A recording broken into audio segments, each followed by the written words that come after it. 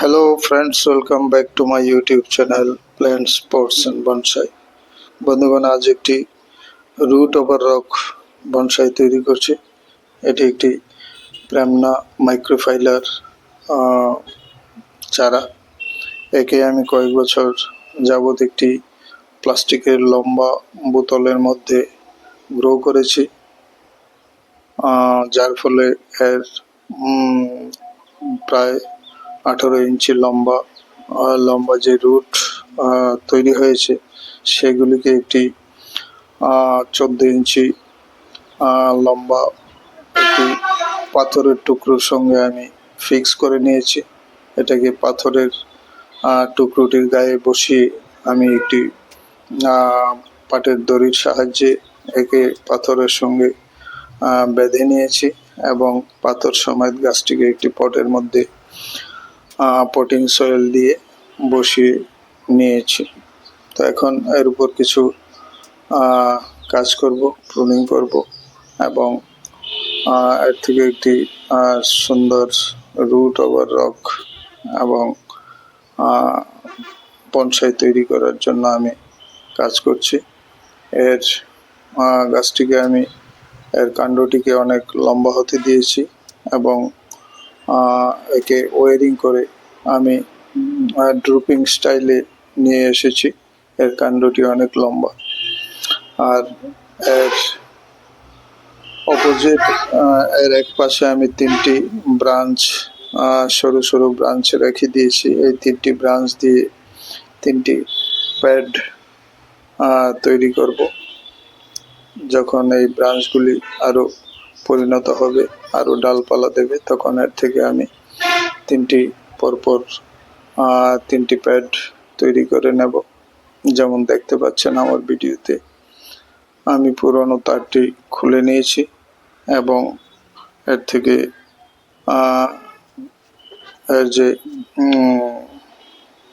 পাতাগুলি রয়েছে সেগুলিকে আরো ছেটে আমি কমিয়ে নেব।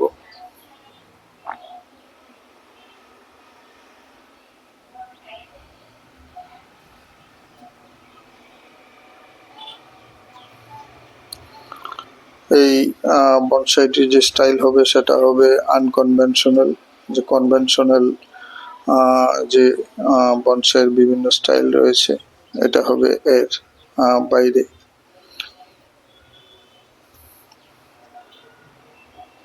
তো এর অগ্রভাগের বেশিরভাগ পাতা আমি ছেটে নিচ্ছি।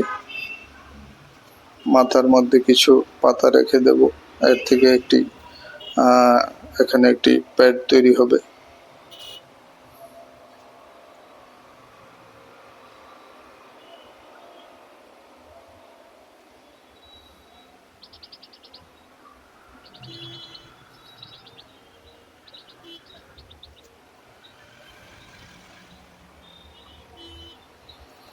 গাছের শিকড়গুলিকে আমি পাথরের সঙ্গে বেঁধে ফিক্স করে নিয়েছি এবং এখন যে এর সরু ট্রাঙ্ক রয়েছে সেটিকে আমি একটু স্টাইলিং করে নিচ্ছি।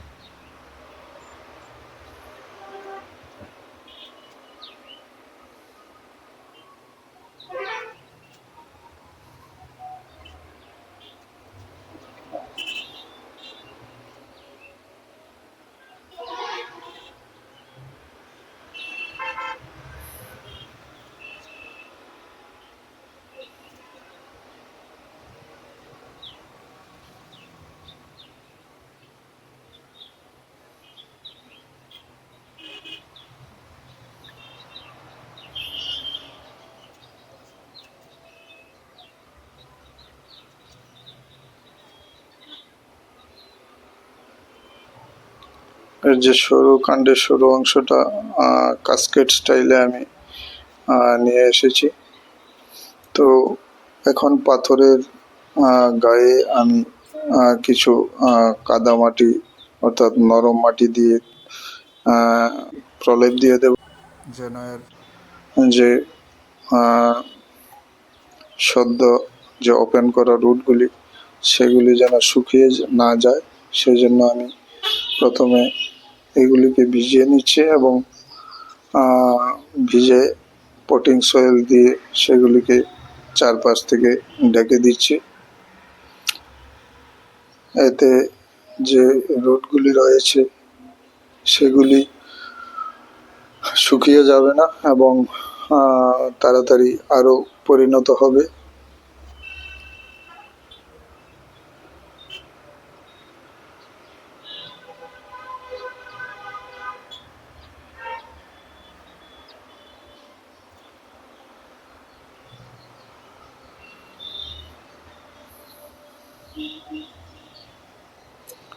কাদামাটি দিয়ে আমি চারপাশ থেকে এর গাছটির যে এক্সপোজ রুট রয়েছে সেগুলিকে আপাতত ঢেকে দিচ্ছি।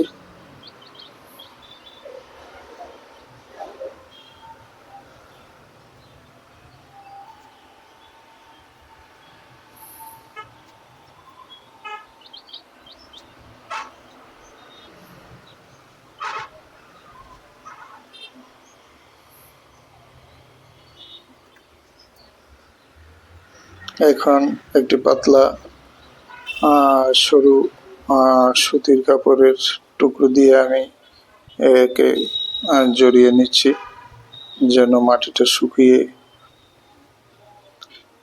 পড়ে যেতে না পারে এবং জল দিলে যেন জলটা দীর্ঘ সময় ধরে রাখতে পারে।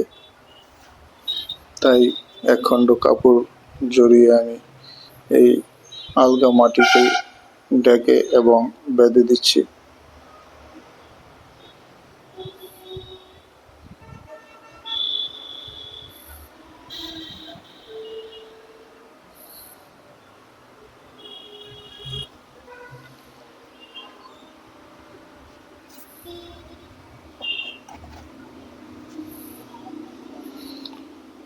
গুঁড়াতে আর একটু পটিং সয়েল দিয়ে দিলাম,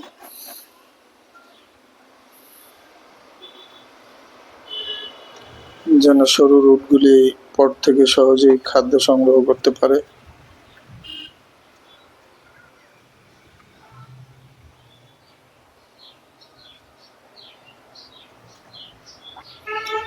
স্প্রে করে জল দিয়ে আমি পাথরের গায়ের মাটিকে ভিজিয়ে নিলাম।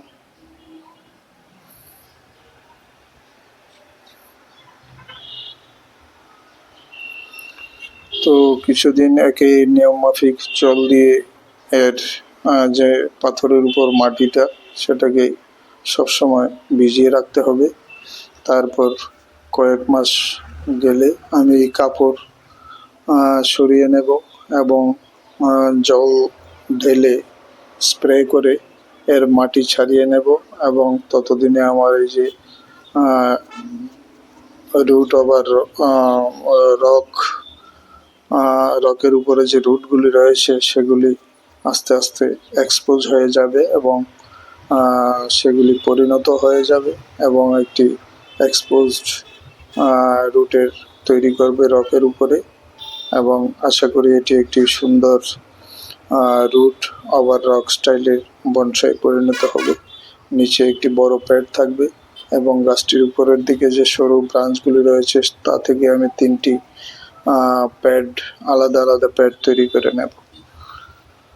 তো বন্ধুগণ, এই ছিল আজ আমার আনকনভেনশনাল স্টাইলের রুট ওভার রক বনসাই তৈরির কাজ।